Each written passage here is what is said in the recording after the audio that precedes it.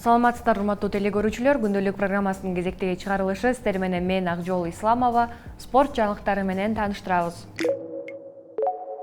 Ысык көлдө өткөн суу мотор спорту боюнча Формула 1 дүйнө чемпионаты жыйынтыкталды. Жыйынтыгында 3-чү орунду швециялык спортчу Алек Векстрём, 2-чи орунду анын мекендеши Эрик Старк, ал эми 1-чи орунду америкалык Шон Торрент ээледи.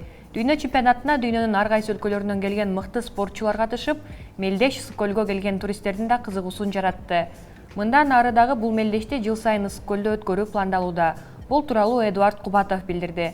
Анын айтымында учурда дүйнө чемпионатынын уюштуруучулары менен тиешелүү меморандумга кол коюлуп, мелдешти жыл сайын ысык көлдө өткөрүү боюнча сүйлөшүүлөр жүргүзүлүп жатат.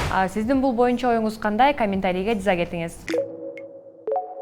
Эми жогорку лиганын жайкы трансфердик терезесине токтололу. Бул жолку сезондо Канттын Абдыш Ата клубунун курамын бир топ чыңдады.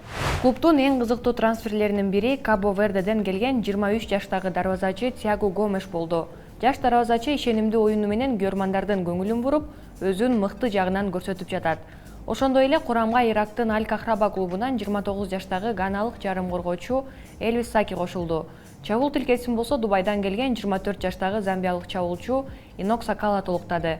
Мындан тышкары Нурлан Сарыкбаев Токтогул клубунан кайрадан өзүнүн мурдагы командасы Абдыш Атага кайтып келди. 19 жаштагы оң канаттагы чабуулчу Арсен Алыбаев дагы Токтогул клубунан Канттын командасына өттү. Ал эми Адлет Каныбеков Бишкек Сити клубунан Асылбек Искаков болсо Кыргыз алтындан Канттын командасына өтүштү. Жаңы келген оюнчулар аз убакыттын ичинде эле жакшы жыйынтыктарды көрсөтүп жатышат. Алдыда командага дагы да ийгиликтерди каалайбыз.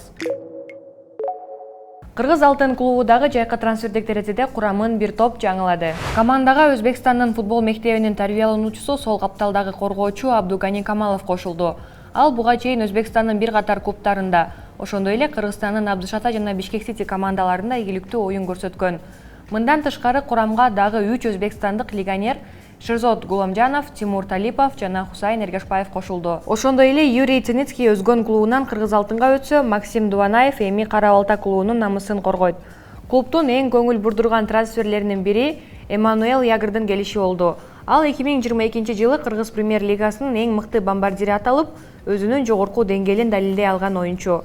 Мындан сырткары 21 жаштагы Азамат Ташбалтаев Абдыш Атадан Кыргыз алтынга кошулуп, команданын жаш курамын күчөттү. Жаңы оюнчуларга ийгиликтүү оюндарды, ошондой эле команда менен бирге көптөгөн жеңиштерге жетүүсүнө тилектешпиз. Кыргыз футболунда кубанычтуу жаңылык. Улуттук курама команданын оюнчулары Эрбол Атабаев менен Султан Чомоевдин үй бүлөсүндө жагымдуу окуя болуп, экөө тең ата статусуна ээ болушту. Футбол таласында өлкөнүн намысын татыктуу коргоп келген оюнчулар эми жашоосунда дагы эң маанилүү жана жоопкерчиликтүү ролдорунун бирин аркалай баштады. Футбол таласында өлкөнүн намысын татыктуу коргоп келген оюнчулар эми жашоосундагы эң маанилүү жана жоопкерчиликтүү ролдордун бирин аркалай башташты. Кыргыз Спорт ТВ телеканалы спортчуларды жаңы статусу менен куттуктайт. Сиздер менен мен Акжол Исламова. Бул күндөлүк программасы кийинки чыгарылыштан көрүшкөнчө.